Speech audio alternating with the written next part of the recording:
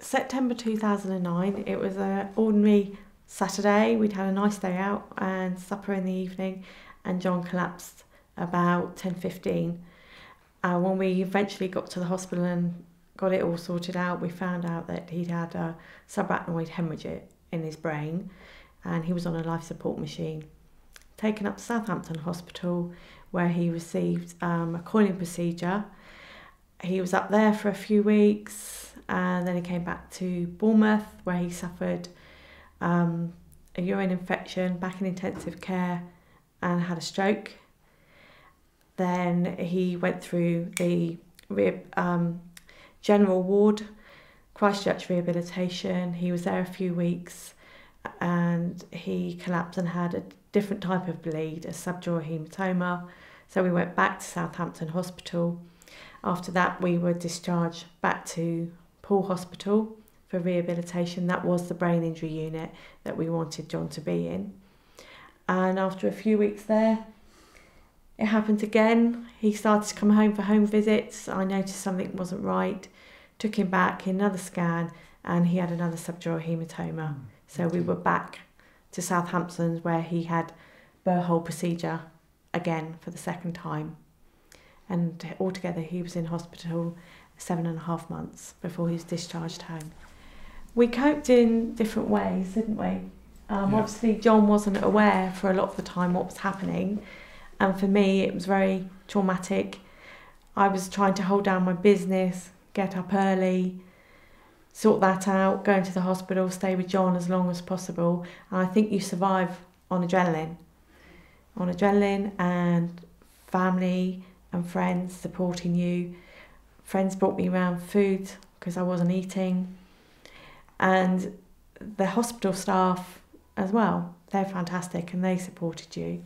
For what I could remember, you were obviously on adrenaline because it's your husband there on the life support machine. Me personally, I just survived on humour. And humour for myself as well as you. Humour for the nurses, the things I said, some of the things I did. It was very, very funny. You listening or being with me. I think some of the sisters would prefer it if I was kicked out of hospital for some of the things I got up to. Before John came home from Portland ward, he used to come home for weekend visits. It wasn't until he came home that we realised how difficult his disabilities were, because it's a cognitive disability which is unseen, and no one really understands what cognitive disability is, because by then John could walk and he could talk and his memory was coming back. He still had a lot of left side neglect, but those short weekend trips home highlighted to John and the whole family how different our lives were going to be in the future. Even to climbing the stairs, I would say John had to come home with a physio so they could measure the depth of the stairs, so they knew how they could work with him with the physio in hospital. That's how good everything like that was. So we had a transitional period between rehabilitation and home. And then when we came home, we had a specialist support system in place for teen brain injury. And John had a team of support workers that were with him for 9 hours a day to work with him to rehabilitate him at home, because it was difficult for John even to make something as simple as a cup of tea, wasn't it?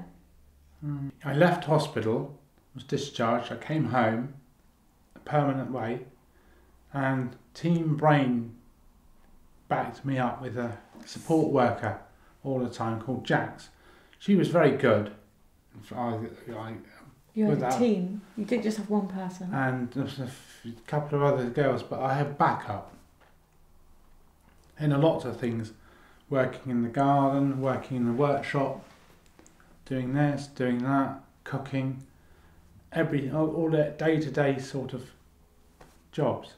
In the end, a end goal was to have a personal assistant, a PA. I've got my own PA now. And this self-directed funding, which is money that was given to Kim to pay for the PA, and we got a PA, and it works amazing. Since we've had Sue, John's PA, who we employed directly ourselves, we knew her before, so she knew John before his hemorrhage, during, because she visited him in hospital, and she was caring for the elderly, and we offered her this position and she decided to take it, and we were so pleased because it's working so well. It's taken a great strain away from me. It gives me time to do things that I need to do, and I know that John's being stimulated, well cared for, and with someone he enjoys their company. She doesn't mind what she does. She will go to the allotment with John and dig. She will go in the woodwork shop with you, won't she? Yeah. And help out there. She helps in the garden. But the most important thing that she's been doing for us now is John's doing a course at Kingston Moorwood, which isn't a course for people with learning disabilities. It's just an ordinary course. And she attends with John to help prompt and help John go over, do his homework, and hopefully assist John in getting a qualification in horticulture, which he can use in the future, and just giving John independence. She'll go out walking with John, helps him to cross the road and learn to cross the road, and most importantly of all, you've been on bike rides, haven't you? Well, to add to that, when I went to the allotment, Kim wanted me to go to the allotment, so how do I going to get there? Obviously cycle. So Sue made me cycle with her and found a safe way to cycle to the allotment in Throop. It nearly killed me, all the exercise, but she made me go there. And the hope is eventually I could go there on my own. Yeah, John will get to the stage where he can go to the allotment on his own, on his bike, and be completely independent. And Sue's given him that independence. I control my life far better now and slow it down so much more. John's whiteboard, which you can probably see behind us, was set up with Team Brain Injury support workers. We put it all together. It's really helped John, and now the PA has continued with the good work that was started on John's first discharge. But we've moved on even further, whereby John updates it now on a Sunday and refers to it every day. Whilst he's having supper in the evening, he can look and plan and see what he's going to do the next day, and Sue encourages him to do that as well. So that's a really good aid that we've used and utilised through the whole care system.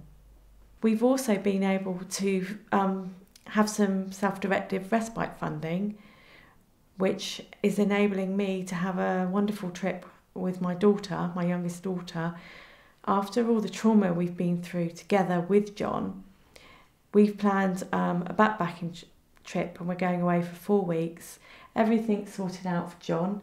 Obviously, Sue's going to be the key member in assisting John in our absence, so that John's not totally reliant on me. He doesn't want me to be his PA or his carer.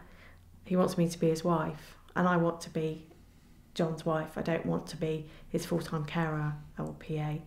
We were never like that before. We had our own independence, and our marriage was strong and good, and we did things together. And that's how we want it to be. That's what we're trying to get back to. A simpler life, but a happy life. We're nearly there, aren't we? Happy? Not with you, darling.